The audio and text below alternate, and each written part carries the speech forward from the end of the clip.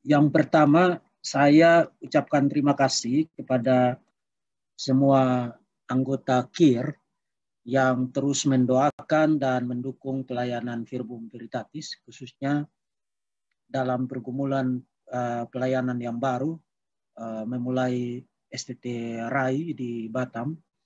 Terima kasih banyak, hampir 2 bulan kalau saya tidak salah, itu kita jarang sekali ketemu. Dan pelajaran kita agak tersendat, tapi puji Tuhan hari ini kita bisa akhiri sesi ini. Dan saya berharap bahwa semua materi yang sudah saya sampaikan itu jangan dianggap sebagai materi yang lengkap, jadi tidak perlu dipelajari lagi. Itu hanya semacam petunjuk untuk Bapak Ibu kembangkan lagi, riset secara mandiri untuk memperdalam dan memperluas materi yang saudara dapatkan dari saya. Kemudian perhatikan setiap referensi yang saya gunakan, karena saya menggunakan referensi-referensi yang saya rekomendasikan. Jadi perhatikan lagi materi-materi terdahulu, kemudian catat referensi-referensinya, di PowerPoint itu ada. Kemudian upayakan untuk saudara miliki, dan ambil waktu untuk membaca. Saudara-saudara, membaca itu harus menjadi gaya hidup. Harus. Karena kalau kita tidak menjadikan membaca sebagai gaya hidup, maka kita akan ketinggalan banyak hal. Dan itu juga menolong kita untuk selalu siap sedia kapan saja Tuhan izinkan kesempatan untuk kita memberikan pertanggungjawaban iman, kita ready untuk memberikan pertanggungjawaban iman. Dan pengetahuan-pengetahuan itu saya ingatkan, itu tidak turun dari langit. Tuhan tidak kasih turun pengetahuan dari langit. Jadi jangan percaya ajaran apapun yang mengatakan kepadamu, oh tidak perlu belajar, mari kita ikuti pimpinan Roh Kudus saja. Itu pasti bukan Roh Kudus. Karena Roh Kudus memimpin orang untuk tidak jadi pemalas. Memimpin orang untuk punya daya juang, dan mau berupaya, punya komitmen, bertekad, mau berlelah-lelah untuk menjadi murid kebenaran. Nah, itu yang pertama. Yang kedua, kelompok-kelompok belajar semacam ini tidak dimaksudkan sekadar untuk bikin Bapak Ibu itu jadi punya pengetahuan yang lebih. Itu bukan tujuan akhir saya. Memang ya, kalau kita belajar ya pasti punya pengetahuan. Meskipun nyantolnya 15%, 10%, tapi pasti ada progres kalau kita belajar. Tapi bukan itu tujuan akhir dari saudara ikut sesi-sesi belajar semacam ini. Tujuan akhir dari sesi-sesi belajar semacam ini adalah supaya saudara semakin diperlengkapi untuk menjadi dewasa imannya dan semakin bertumbuh di dalam Tuhan. Dan itu memimpin saudara untuk menggunakan semua aspek hidup saudara untuk Tuhan. So, kadang-kadang kita orang Kristen ini untuk aspek-aspek tertentu kita tidak keberatan untuk serahkan kepada Tuhan. Tapi untuk aspek-aspek yang merupakan zona nyaman kita atau sesuatu yang tidak enak bagi kita, itu kita tidak mau lepaskan untuk Tuhan. Nah, sesi-sesi belajar semacam ini dimaksudkan untuk makin lama makin sedikit hal yang kita tahan untuk kita tidak kasih kepada Tuhan. Sebab seluruh hidup ini, pada setiap incinya, itu harus dipersembahkan kepada Tuhan. Tuhan mau seluruhnya. Jadi kalau saudara baru 70%, 80%, itu baik. Tapi Tuhan menginginkan seluruh the whole being-nya kita, keseluruhan diri kita untuk dipersembahkan kepada Tuhan. Itu yang dikatakan di dalam Roma pasal 12 ayat 1 dan seterusnya. Setelah 11 pasal, Paulus gunakan untuk bicara tentang doktrin. Jadi surat Roma itu 11 pasal, Paulus gunakan bicara tentang doktrin. Kemudian pasal 12 dia mulai dengan kata karena itu. Jadi karena doktrin-doktrin itu, karena pengajaran-pengajaran yang sehat itu, karena teologi yang benar itu, maka persembahkanlah tubuhmu. Tubuh di situ itu bukan badan jasmania kita, tapi the whole person, the whole being-nya kita. keseluruhan diri kita sebagai persembahan yang berbau harum kepada Tuhan. Kemudian yang ketiga, keluarga iman rasuli seperti namanya dimaksudkan untuk membentuk sebuah keluarga di dalam Tuhan. Nah, kita memang mayoritas di antara kita, bahkan saya belum pernah berjumpa secara face to face, in person dengan salah satu di antara Bapak Ibu saudara-saudara sekalian. Tapi kita semua adalah saudara di dalam Tuhan. Jadi saudara-saudara, jangan hanya gunakan komunitas semacam ini untuk ya kumpul-kumpul pada saat ada jadwalnya, begitu tidak ada jadwalnya kemudian kita tidak ingat apa-apa. Komunitas semacam ini dimaksudkan untuk membentuk tali persaudaraan di dalam Tuhan.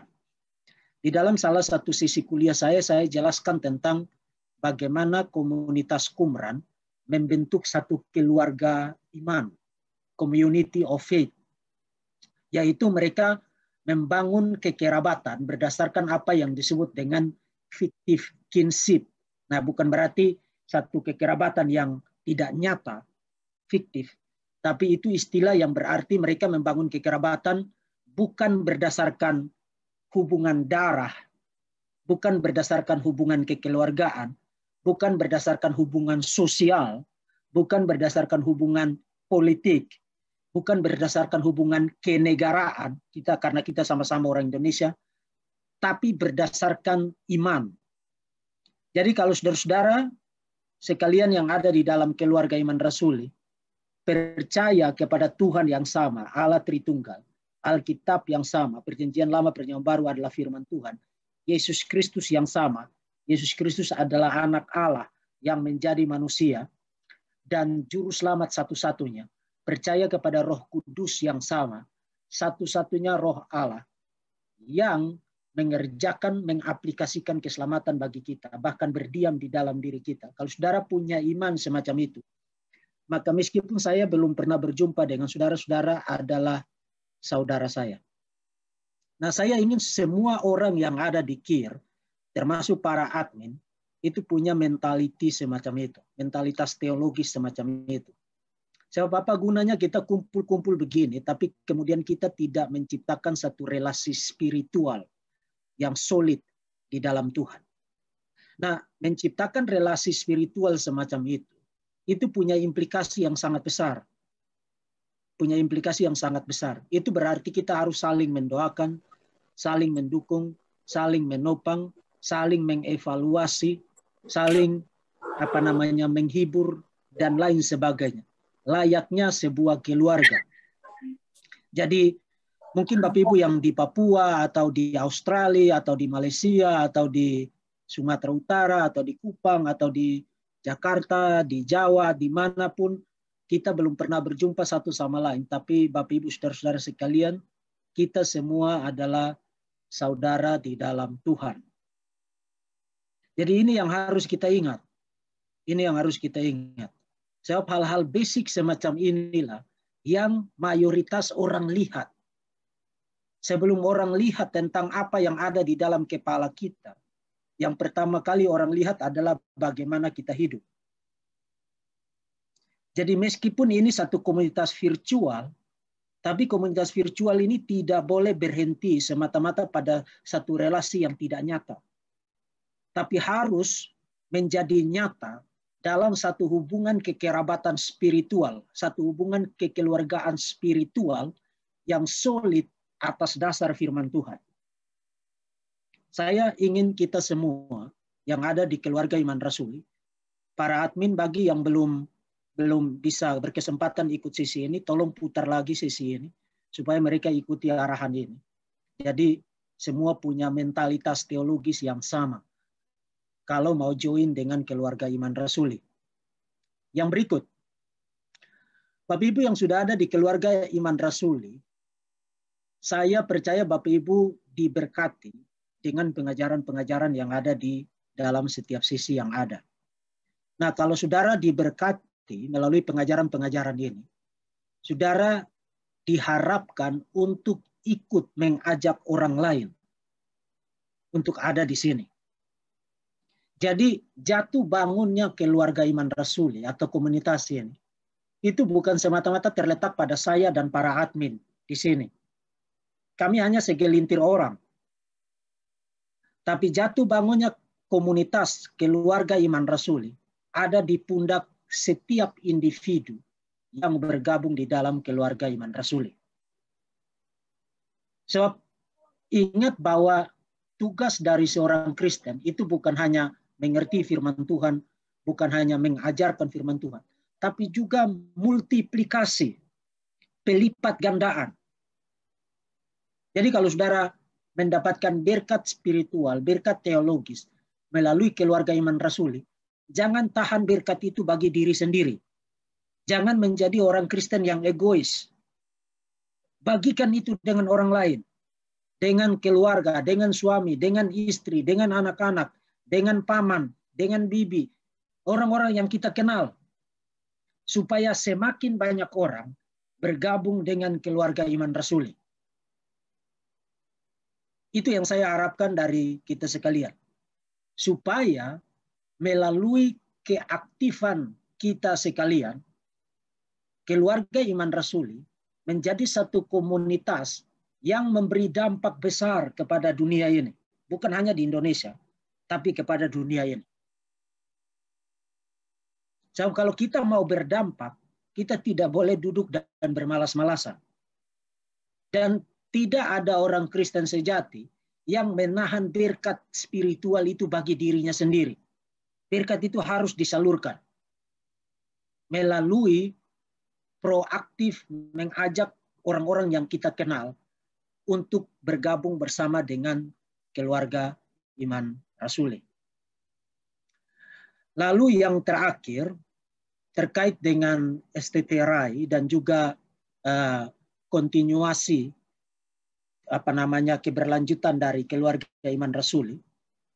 Saya dan tim saya sedang menggodok sebuah kurikulum yang baru untuk program studi jarak jauh. Karena saya lihat bahwa di instrumen akreditasi BAN-PT, Badan Akreditasi Negara, itu sudah ada instrumen akreditasi untuk program studi jarak jauh.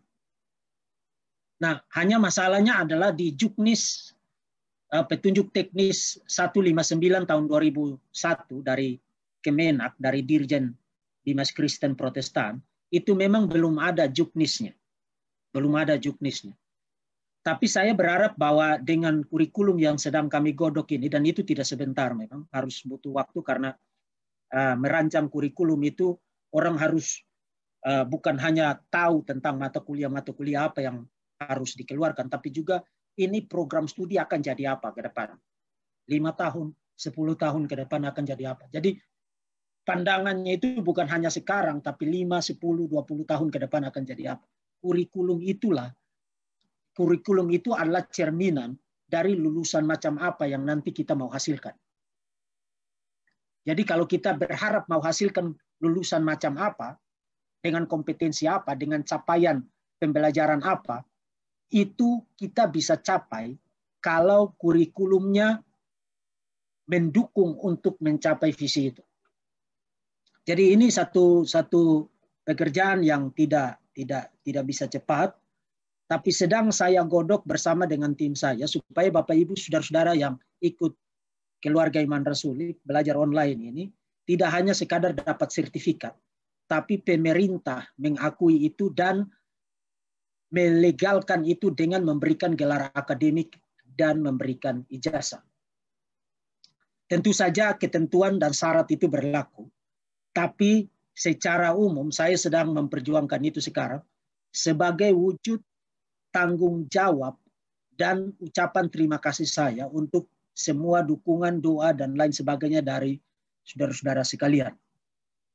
Jadi kita berharap bahwa memang untuk sementara ukuran pembelajaran kita adalah sertifikat untuk sementara ya, dan itu bukan tidak berguna loh. Bapak Ibu bisa gunakan itu. Bagi yang PNS itu punya kredit poinnya dan lain sebagainya. Tapi ke depan, semua materi yang Bapak Ibu sudah pelajari itu akan diperhitungkan SKS-nya nanti. Karena materi-materi yang saya sampaikan itu bukan materi ecek-ecek.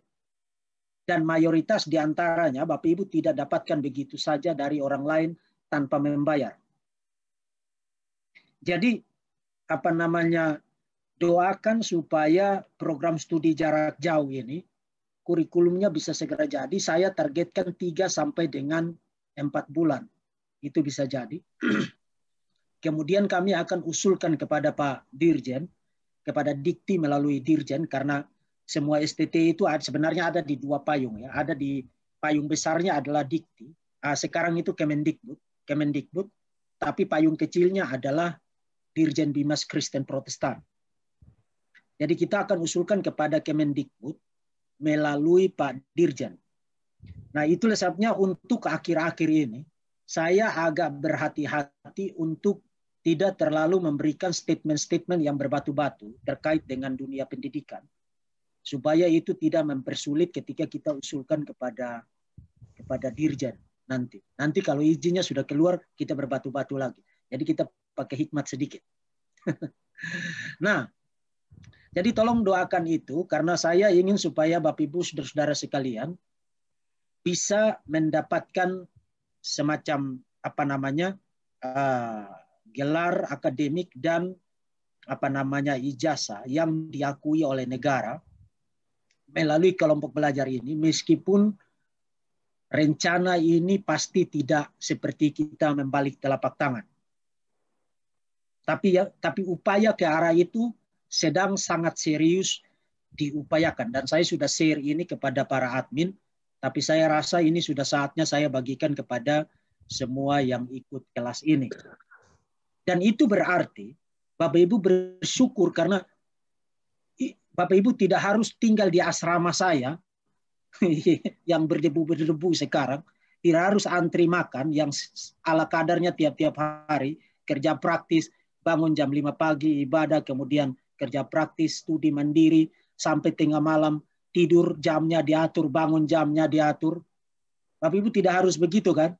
Tapi mendapatkan pengakuan yang sama dengan mereka yang pembentukannya seperti militer di asrama saya. Jadi Bapak Ibu saudara-saudara sekalian, itu mohon doakan itu, dan doakan saya dan tim saya supaya perjuangan ini membuahkan hasil yang baik. Dan Bapak Ibu bisa gunakan itu bukan untuk gagah-gagahan, tapi bisa gunakan itu untuk pelayanan dan mengembangkan diri di dalam pelayanan demi kemuliaan Tuhan Yesus Kristus dan pemberitaan Injil. Kemudian yang terakhir, bagi Bapak Ibu yang punya kenalan, anak, saudara, kemenakan, keponakan, dan kan yang lain, yang mau dididik jadi hamba Tuhan, kirimkan kepada saya dengan catatan. Pertama, saya tidak terima orang bermental kerupuk. Karena zaman sekarang dibutuhkan hamba Tuhan yang berbatu-batu. Saya terima orang yang mau berdisiplin, belajar dengan serius, mau dibentuk, mau diatur, dan punya keyakinan yang teguh dia dipanggil menjadi hamba Tuhan, menjadi penginjil, menjadi teolog, menjadi gembala, atau mau menjadi guru agama Kristen, dan mau untuk tinggal di asrama dengan situasi yang sangat sederhana.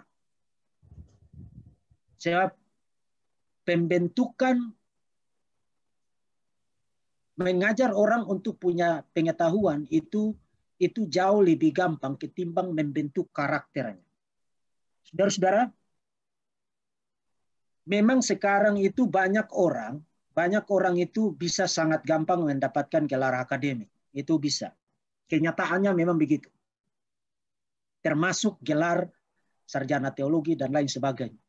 Tapi ada satu hal yang tidak bisa digantikan oleh wadah apapun selain dari seminari, yaitu pembentukan karakter.